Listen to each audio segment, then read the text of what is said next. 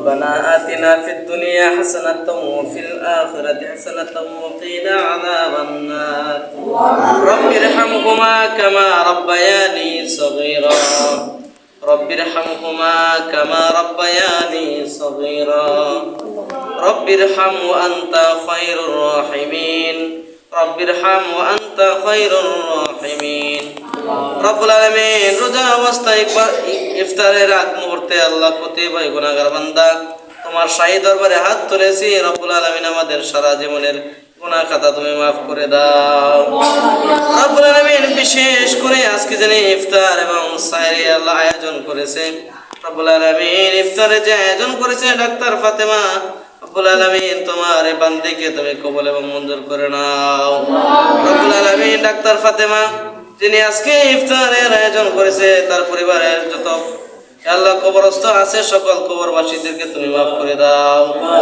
আমিন। Doctor Fatema আরে আল্লাহ যত আত্মীয় স্বজন আছে সকলকে তুমি কবুল এবং মঞ্জুর করে নাও আমিন। আমরা যেন 5 ওয়াক্ত আল্লাহ নামাজ ইফতারি সাহরি তারাবি সঠিকভাবে আদায় করতে পারি দিয়ে দাও আমিন। বিশেষ করে বাংলাদেশের সকল মুসলমানদেরকে আল্লাহ তুমি হেফাজত করো আমিন।